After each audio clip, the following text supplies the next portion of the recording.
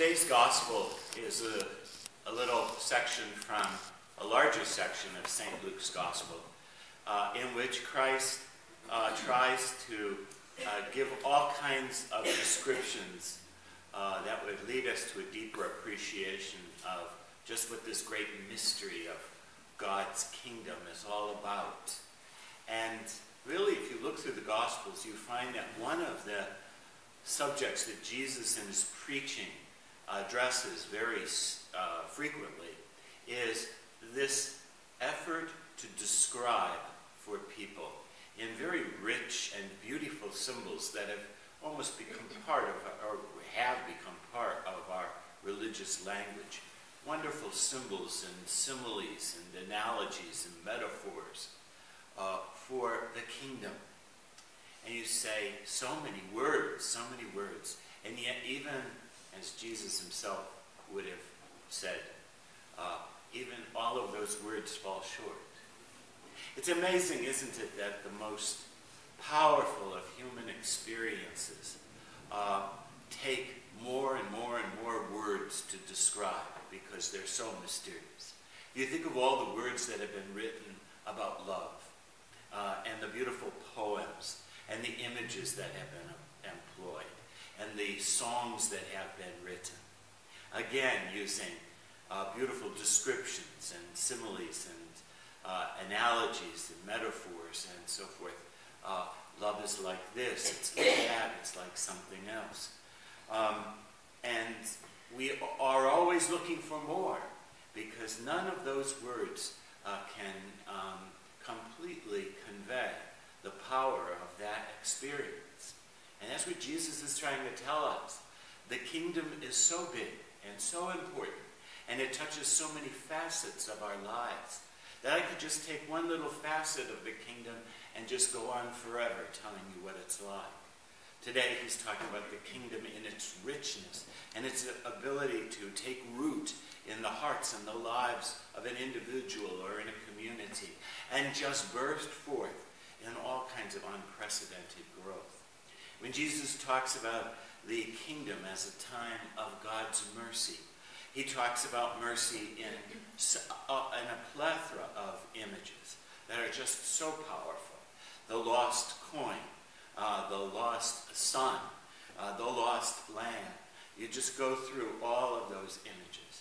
And those are all taking just one little theme of the kingdom and just piling it on, so to speak. And what is it trying to do? It's trying to give us a sense of almost breathless wonder before this wonderful experience of God in his saving mercy and his saving love, which is the kingdom that Jesus himself is inaugurating.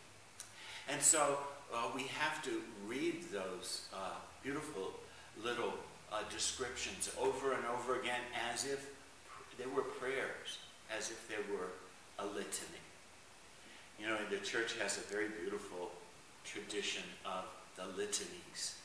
And we are more, I guess the litany that we're most familiar with is the litany of the saints. And we use it during our liturgies during the course of the year at various times. And we go through and we list in a very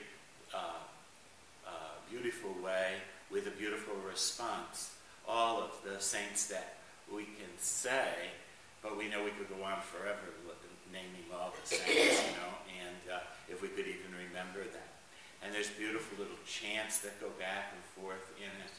And what a powerful way that is to express the fecundity of God's love and the way in which his mercy and his goodness just burst forth in the lives of those who have taken his call seriously.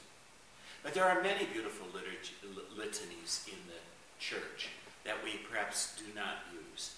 And if you ever have a chance to look them over, you'll find that there are just many, many, many beautiful litanies. When I was a young boy, on Mondays, they used to have the litany to the miraculous medal, or the prayer to the miraculous medal, and they had the litany of Our Blessed Lady during that. And that was just awesome. And what was it? Again, it takes the mystery of God's love within the life of his most beautiful creature, our Blessed Lady, and rhapsodizes on it. Just gives every image. She's called the Ark of the Covenant, and she's and just goes with all these wonderful images, you see. And what is it supposed to do? It's supposed to say that descriptions fall short. And yet, in our effort to describe, we capture all these little beautiful aspects.